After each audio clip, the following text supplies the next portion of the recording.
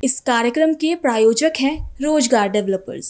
नमस्कार, pulse 24 news देख रहे हैं आप मेरे अक्षिता रावत के साथ और वक्त हो चला है उत्तराखंड उत्तर प्रदेश की खबरों का, लेकिन उससे पहले नजर डालेंगे हेडलाइंस पर। सरदार वल्लभ भाई पटेल की पुण्यतिथि पर मुख्यमंत्री योगी आदित्यनाथ ने दी श्रद्धांजलि, लौह पुरुष के योगदान को किया याद।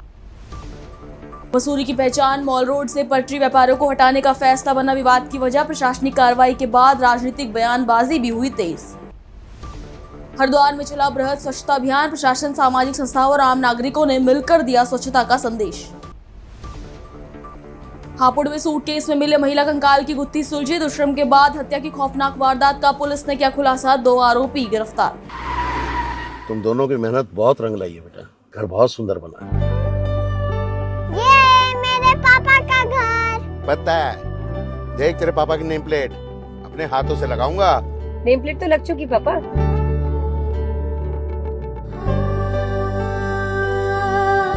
असल मेहनत तो आपने की है पापा, मुझे इस काबिल बनाने के लिए। वो जिंदगी भर किराए के मकान में रहे, लेकिन आज ये घर मेरा नहीं, ये है मेरे पापा का घर।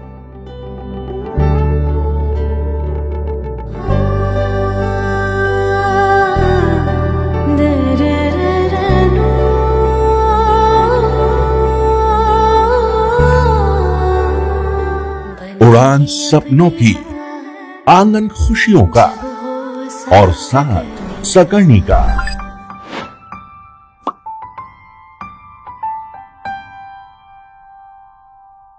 60 वर्षों से आपके साथ मनोरंजन और संस्कार का संगम, जाह्नवी मैगजीन। चलिए अब देखते हैं खबरें विस्तार से। मुख्यमंत्री योगी आदित्यनाथ ने सरदार वल्लभ भाई पटेल की पुण्यतिथि पर उन्हें श्रद्धांजलि अर्पित की है। इस दौरान मुख्यमंत्री योगी आदित्यनाथ ने कहा, पूरा देश लौह पुरुष वल्लभ भाई पटेल को याद कर रहा है और देश के प्रति उनकी सेवाओं के लिए कृतज्ञता व्यक्त कर रहा है। उन्होंने सामान्य किसान परिवार में जन्म लिया, उच्च शिक्षा अर्जित की, जिसके पीछे के कारण विदेशी हुकूमत की नौकरी करना नहीं, बल्कि देश और दुनिया को समझकर अपनी प्रतिभा का लाभ भारत माता की चरणों में समर्पित करना था। उन्होंने आजादी के आंदोलन को नेतृत्व किया, कई बार जेल की यातनाएं सही, भारत के विभाजन का भी पुरजोर विरोध किया। स्मारक समिति से जुड़े हुए सभी पदाधिकारी और उपस्थित बहनों और भाइयों,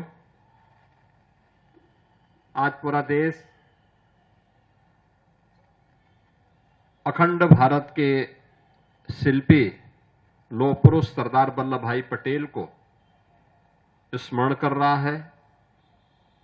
देश के प्रति उनकी सेवाओं के प्रति कृतज्ञता ज्ञापित कर रहा है। हर भारतवासी जानता है कि 31 अक्टूबर 1875 को गुजरात के करमसद में लौह पुरुष सरदार वल्लभ भाई पटेल जी का जन्म हुआ था। उन्होंने एक सामान्य किसान परिवार में जन्म लिया, लेकिन अपने परिश्रम से उच्च शिक्षा अर्जित की। लेकिन उच्च शिक्षा के अर्जन के पीछे का उद्देश्य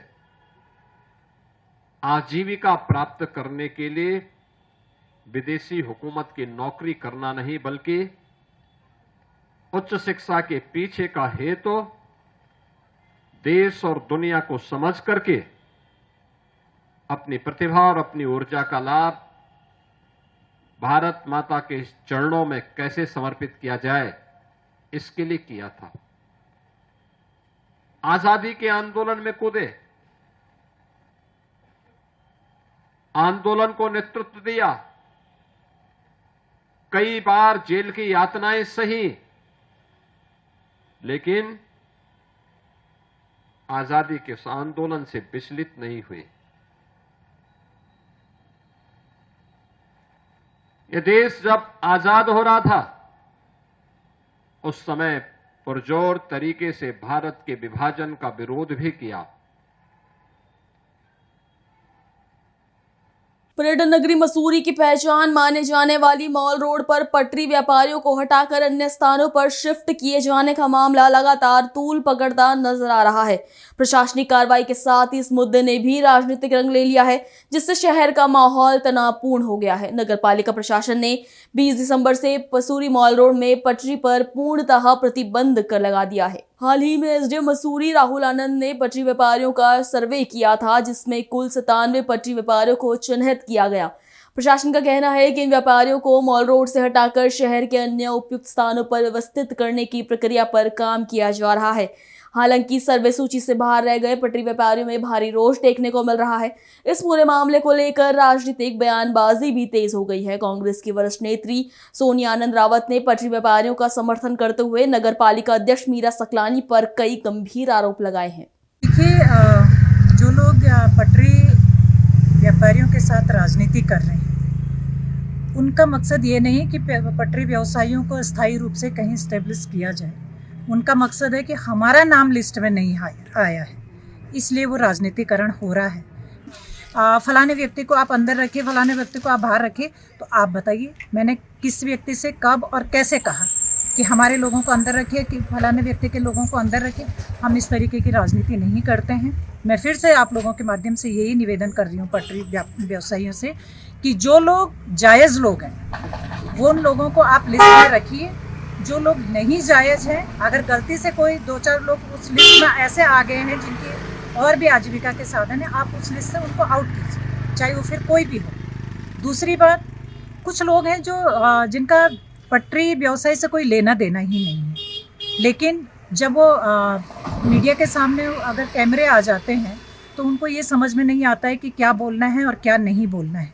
मुझे इस बात को बोलते हुए बिल्कुल भी हिचक नहीं हो रही है कि मैं कभी भी किसी व्यक्ति को किसी तरीके की कोई धमकी नहीं दे सकती हूँ। मैं क्यों धमकी दूँ? मैं तो शहर को व्यवस्थित करना चाहती हूँ, इसमें धमकी वाली तो कोई बात ही नहीं है। और व्यवस्थित करने के लिए मैं पटरी व्यवसायियों के साथ कई बार मीटिंगें कर चुकी। अगर मुझे हिटलर शाही दिखानी होती तो शायद मैं ना बैठती किसी के साथ, ना पूछती और डंडा मार देती, लेकिन ये ना तो पटरी व्यवसायियों के हित में है, ना पालिका के हित में। पालिका भी किसी का रोजगार नहीं छीनना चाहती है, लेकिन हाँ, पालिका ये ज़रूर चाहती है कि जो लोग जिनकी रोजी रोटी पटरी व्यवसाय से चलती है उनको पटरी मिलनी चाहिए, शिफ्ट किए जाएंगे। ऐसा नहीं कि हम मॉल रोड से उठाएंगे और उनको सड़क में छोड़ देंगे। जो भी लिस्ट आउट होगी उसके आधार पे उनको सही जगह शिफ्ट किया जाएगा। सर से मिले थे, एसडीएम साहब से मिले थे। एसडीएम साहब से ने ये बोला था कि हमारी मीटिंग हो रही है। पहले तो इन्होंने 11 तारीख को बोला, आज भी मीटिंग के लिए इनके पास कॉल आती है तो ये सारे लोग जो है 2 बजे से यहाँ पे खड़े हैं। आप ये कह रहे हैं कि 10-10 आदमी अंदर आओ, इसका मतलब क्या है? मतलब तोड़ना चाह रहे हैं ये लोग। भाई क्यों ऐसे क्यों? ये लोग कोई आतंकवादी नहीं है, ये जो है मजदूर है, यहाँ के स्थानीय निवासी है ये लोग। एसडीएम साहब को हमसे बात करने में क्या दिक्कत हो रही है? एसडीएम साहब महोदय से और सबसे बड़ी बात, अध्यक्ष जी को हमने चुन के यहाँ भेजा। अध्यक्ष व्यवस्था की जहाँ तक बात है, जिस तरीके से इनको झांसे में रखा जा रहा है, पिछले 2 या 2.5 महीने हो गए इनको। पहले बोला गया कि आप लोग थोड़े दिन के लिए हट जाओ, हम अभी व्यवस्था बनाते हैं, तो कहीं ना कहीं इनको अंधेरे में रखा जा रहा है। और देखिए, सबका रोजगार, सबका घर, सबका परिवार इसी रेडी पटरी से चलता है, और आप इनको बिना सेटलमेंट के कैसे उजाड़ रहे हैं? पहला क्वेश्चन तो मेरा ये है आपसे, है ना। आप बैठ के चर्चा भी नहीं कर रहे हैं, आप अंधेरे में उनको रख रहे हैं, और आप ये भी कह रहे हैं, धमका भी रहे हैं आप कि मैं किसी को भी यहाँ पर रेडी पटरी नहीं लगाने दूंगी। तो इसका जवाब तो जनता मांग रही है। भाई, जनता को जवाब दीजिए आप कि आप किस तरह के झूठ बोल रही हैं। अभी आपको थोड़ा सा समय हुआ नहीं, तो आपको सब लोग देख रहे हैं और समझ भी रहे हैं कि आप किस तरह की रणनीति और राजनीति खेल रही हैं आम पब्लिक के साथ। जिन्होंने आपको उस कुर्सी में बिठाया है वो नीचे गिराने का भी दम रखते हैं आने वाले समय में। मैं आपसे एक बात जरूर बताना चाहूँगी, हम बिल्कुल नहीं कह रहे कि मच्छी बाजार बनाओ, हम तो ये कह रहे हैं आप व्यवस्थित कीजिए। और यहाँ पर ऐसे बहुत सारी जगह हैं जहाँ पर किया जा सकता है, लेकिन मैं क्यों बताऊँ? आप दिमागदार हैं, आपको बिठाया गया है, आप पैराशूट कैंडिडेट हैं, आपको 15 दिन में लाके यहाँ पे चुनाव लड़वाया जाता है, और आप 13 दिन के भीतर जो है आप यहाँ पे अपना आधार वाधार जो भी बनवाती हैं, किस वार्ड से बनाया जाता है, अगर उसकी जांच भी हो जाए तो आप दायरे में आएंगी।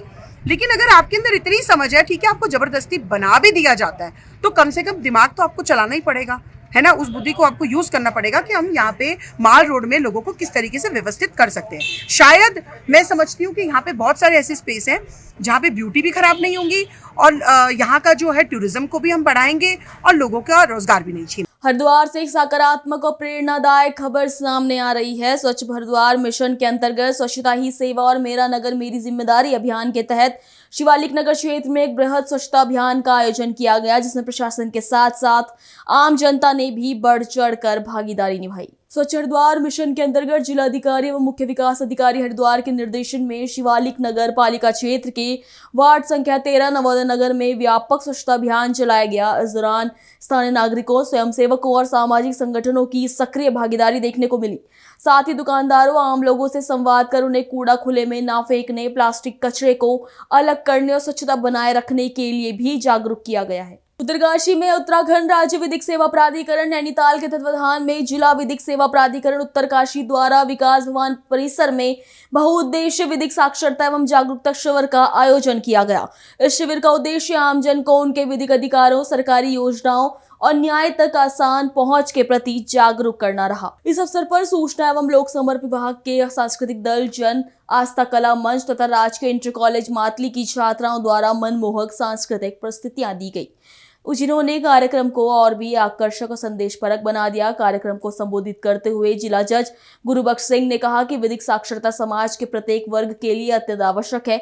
जिला विधिक सेवा प्राधिकरण का मुख्य उद्देश्य अंतिम व्यक्ति तक न्याय की पहुंच सुनिश्चित करना है। उन्होंने कहा कि न्यायिक व्यवस्था को प्रभावी बनाने के लिए संसाधनों की जानकारी और उनके समुचित उपयोग का ज्ञान इस तरह के शिविरों के माध्यम से ही आमजन को दिया जाता है। हापुड़ में सूटकेस में मिले महिला कंकाल की गुत्थी को आखिरकार पुलिस ने सुलझा लिया है। थाना पिलखुआ पुलिस जनपदीय स्वास्थ्य टीम ने इस सनसनीखेज हत्याकांड का खुलासा करते हुए एक महिला समेत 2 आरोपियों को गिरफ्तार किया है। पुलिस जांच में जो कहानी सामने आई है वो बेहद ही चौंकाने और दिल दहला देने वाली है। थाना पिलखुआ पुलिस और स्वास्थ्य टीम की संयुक्त कार्रवाई में एक महिला समेत 2 हत्या आरोपियों को गिरफ्तार किया गया है। पुलिस ने आरोपियों के कब्जे से मृतका सोनिया का मोबाइल फोन, 3 अन्य मोबाइल, 2 कैश मेमो बुक और हत्या के में प्रयुक्त डंडा भी बरामद किया है। एडिशनल एसपी हापुड़ विनीत भटनागर के अनुसार मुख्य आरोपी अंकित मृतका सोनिया को पसंद करता था। जब सोनिया ने उसके साथ शारीरिक संबंध बनाने के प्रस्ताव को ठुकरा दिया तो आरोपी ने जबरन दुष्कर्म किया और अश्लील वीडियो भी बना ली। विरोध करने पर आरोपी और उसकी पत्नी ने मिलकर 28 अगस्त को सोनिया की हत्या कर दी। यही नहीं, गवाह बनी संजीता और संगीता को चुप कराने के लिए उसके साथ भी दुष्कर्म कर अश्लील वीडियो बनाई गई। पुलिस से शिकायत न करने के लिए सोनिया के शव के पास खड़ा कर संजीता से झूठा कबूलनामा भी रिकॉर्ड कराया गया। फिलहाल पुलिस ने दोनों आरोपियों को गिरफ्तार कर जेल भेज दिया और आगे की कानूनी कार्रवाई की जा रही है। तो सर पुलिस ने खुलासा किया है, क्या पूरा प्रकरण रहा? ये पिलखुआ थाना क्षेत्र में 1 दिसंबर को एक डेड बॉडी मिली थी। एक महिला की डेड बॉडी सूटकेस में थी, पूरी तरह से ब्लाइंड केस था। हमने तुरंत ही टीमें गठित करके आसपास के जनपदों में, दिल्ली में और अपने जनपद में कहीं भी गुमशुदगी या कोई किडनैपिंग हुई हो, ऐसी सुराग लगाने की कोशिश करी। हमारी कई टीमें लगी हुई थी और अथक परिश्रम कर रही थी। इस दौरान हमको पता चला कि दिल्ली में जो हमारी टीमें गई हुई थी, जानकारी हुई कि वहाँ के एक व्यक्ति ने इस प्रकार की एक सूचना किसी थाने पर दी है, लेकिन दिल्ली पुलिस ने उस पर बहुत ज़्यादा ध्यान न देते हुए उसके ऊपर कार्रवाई नहीं करी। और लेकिन हमारे मुखबिर थे और हमारी जो टीमें थी उनको इस बारे में जानकारी मिली, उसको डेवलप किया गया। तो जानकारी हुई कि एक अंकित नाम का व्यक्ति जो इस प्रकार की एजेंसी चलाने का काम करता है, उसके द्वारा मेड के रूप में अपने साथ में जो जगह भेजी जाती थी और उनसे मोटा पैसा ले लिया जाता था ज़रूरतमंद लोगों से, और उसके बाद में उस आधार पर इन महिलाओं को ब्लैकमेल किया जाता। तो ऐसी एक महिला सोनिया नाम की महिला को इनके द्वारा ब्लैकमेल किया गया था और उसके बाद में ला करके उनके साथ में और एक और महिला के साथ में दुष्कर्म किया गया। उसकी वीडियो बनाई गई और बाद में सारी चीज़ें जाहिर होने पर जब उसको लगा कि ये मेरी शिकायत कर देंगी, वो धमकी देती, तो अपनी पत्नी कलिस्ता, जो कि स्वयं झारखंड की रहने वाली है, उसके साथ मिलकर के डंडे से इसकी हत्या कर दी। पुलिस ने इसको डेवलप किया है और डेवलप करने के बाद में इस पूरे घटनाक्रम का अनावरण करते हुए अलाकत बरामद किया और जो महत्वपूर्ण साक्ष्य बरामद किए। 30 किलोमीटर का दायरा आरोपियों ने तय किया, सिंबावली से पिलखुआ में फेंके। क्या कहीं वो उसे बॉडी को ले जाने की उनका प्लान था या कुछ और था? देखिए, जाहिर सी बात है, उसका पर्पस यही था कि आसपास न हो। आसपास अगर कहीं बॉडी फेंकेंगे तो पता चल सकती है चीज़ें। दूर उन्होंने फेंकी और वैसे तो दिल्ली से भी इसके तार जुड़े हुए थे। मैंने आपको जैसा बताया कि दिल्ली पुलिस में जा करके जो एक गुड समैरिटन की श्रेणी में आते हैं वो व्यक्ति, जिन्होंने इसके बारे में बहुत लीड ली और उनकी मदद से ये केस खुला है। और अगर ये पहले कर दिया गया होता तो संभवतः 1.5 महीना पहले ही इसका खुलासा हो सकता था। और लेकिन मुझे खुशी है कि हमारी पुलिस ने अथक परिश्रम करते हुए इसकी खुलासा भी किया है और आला कत्ल और इन चीजों की बरामदगी भी करी है, उस पूरे नेटवर्क को ध्वस्त किया है। सर हत्या कहाँ पर हुई इसकी और कहाँ कैसे ले जाया गया मालक? हत्या ये सिंभावली क्षेत्र में ये रहता, बाबूगढ़ क्षेत्र में था ना, हाँ ये हाँ कुशेश्वर चोपला क्षेत्र में जहाँ रहता था अंकित नाम का व्यक्ति, उस घर में इसने हत्या करी है। मथुरा से बड़ी खबर सामने आई है, जहां थाना नौझील पुलिस और रिवाड़ी टीम की संयुक्त कार्रवाई के दौरान अंतर जनपदीय विद्युत तार चोर गैंग से मुठभेड़ हो गई। बदमाशों की ओर से की गई फायरिंग में पुलिस ने एक जवाबी कार्रवाई की, जिसमें एक बदमाश घायल हो गया है, जबकि उसके अन्य साथी अंधेरे और कोहरे का फायदा उठाकर फरार हो गए। जनपद मथुरा के थाना नौझील क्षेत्र में पुलिस और अंतर जनपदीय विद्युत तार चोरों के बीच मुठभेड़ हो गई। थाना नौझील पुलिस और रिवाड़ी टीम को 13 दिसंबर की रात मुखबिर से सूचना मिली थी कि यमुना एक्सप्रेसवे पर लिंक और सर्विस रोड की तरफ विद्युत तार चोर गैंग सक्रिय है। सूचना के आधार पर पुलिस टीम ने यमुना एक्सप्रेसवे के बाजना कट से आगरा की ओर जाने वाली सर्विस रोड पर घेराबंदी की, जहां बदमाश बंद पड़ी विद्युत लाइन के खंभों से तार काट रहे थे।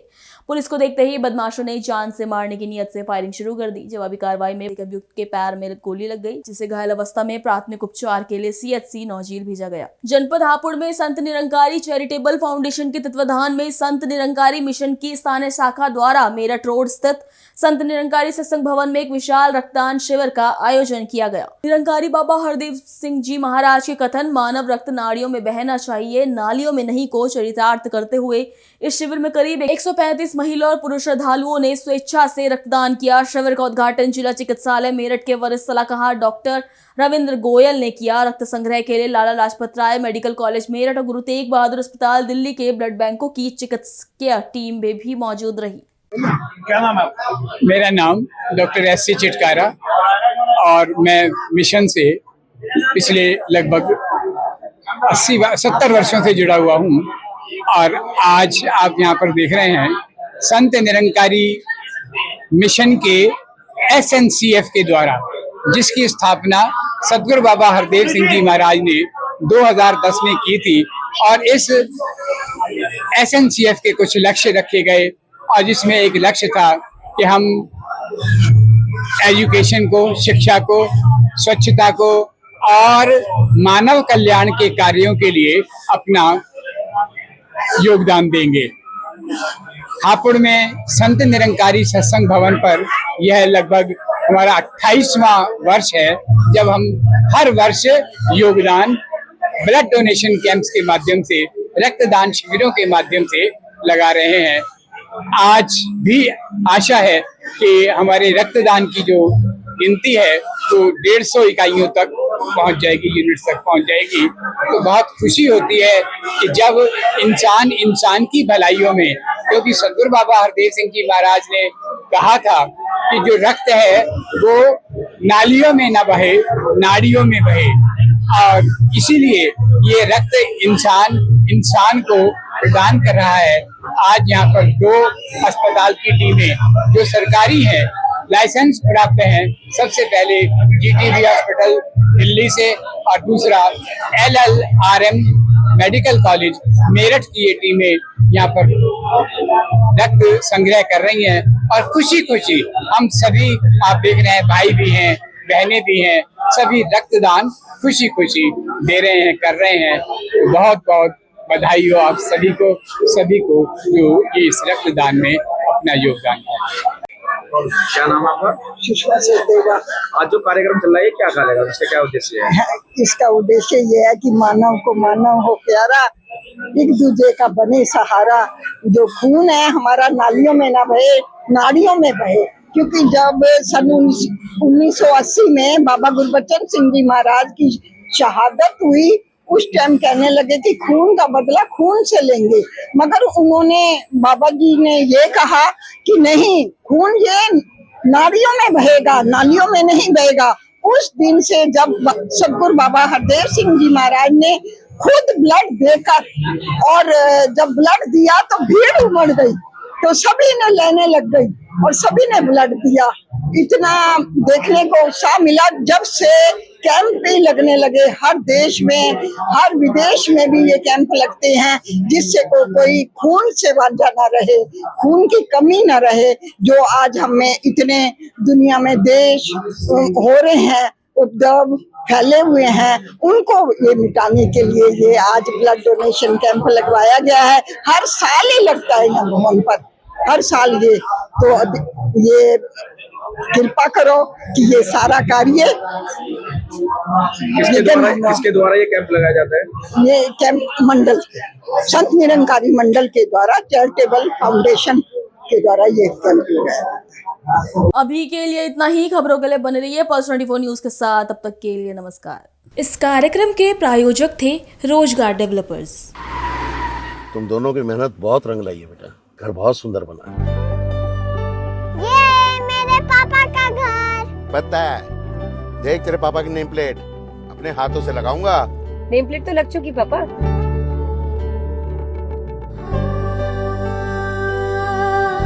असल मेहनत तो आपने किया पापा, मुझे इस काबिल बनाने के लिए। वो जिंदगी भर किराए के मकान में रहे, लेकिन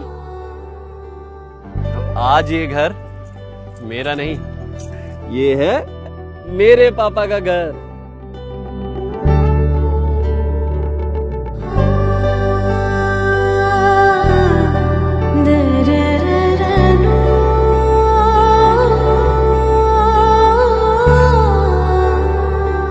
उड़ान सपनों की, आंगन खुशियों का और साथ सकर्णी का।